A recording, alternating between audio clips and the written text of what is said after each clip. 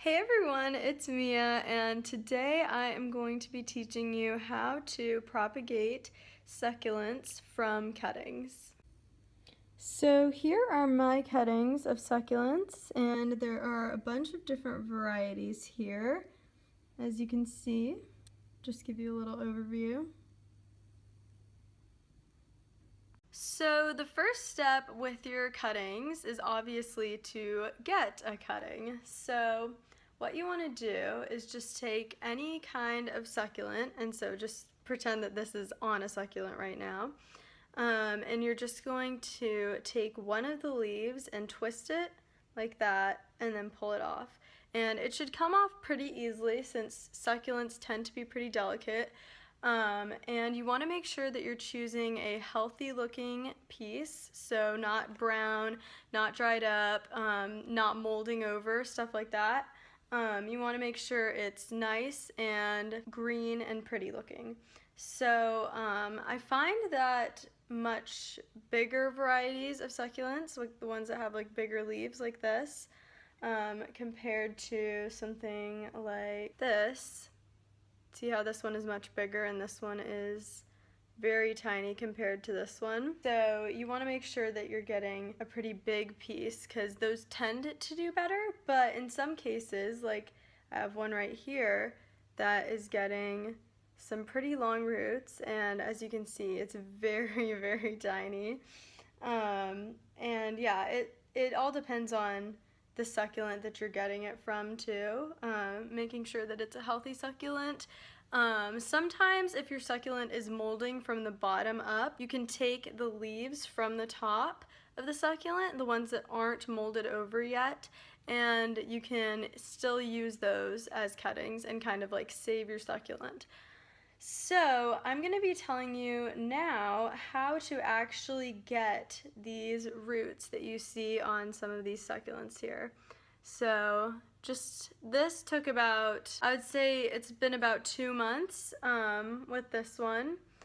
As you can see, it has just these little tiny roots, and it does take a while to actually see the roots. You'll probably have to wait at least 3 weeks before you'll see any kind of growth, especially with the smaller succulent pieces. As I showed you, that really small one, that takes even longer than the pieces that are already a little bit bigger, a little bit more succulent, because they're just a little bit more established, and the smaller pieces will take a lot more energy just to make these little tiny roots. So you want to go ahead and try to make sure that you're getting a bigger leaf for your cutting, and you can take cuttings off of your own plants, of course. If you have your own succulent, you can just take off the leaf.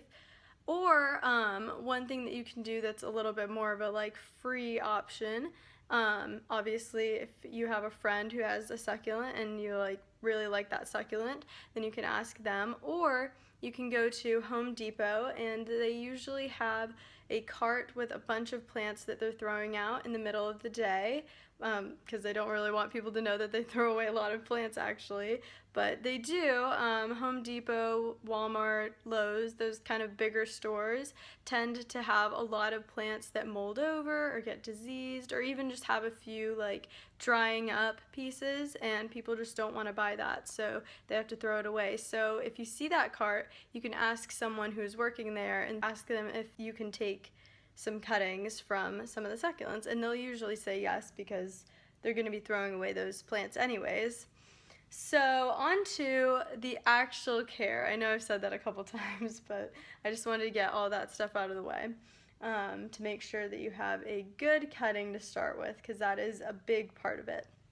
But once you have your cutting, you want to make sure that you let it dry out, and I usually do this for about a week, so just put it on a towel or like a paper towel, anything really that will dry it out, and usually leave it in the sun, not in direct sunlight though, usually like filtered sunlight coming from a window or something, because that way it won't burn the ends of the succulent. I can show you a burnt end is kind of like this. It looks kind of red. So you don't want that, because that will make it a little bit harder for your succulent to start growing those roots and eventually a new plant.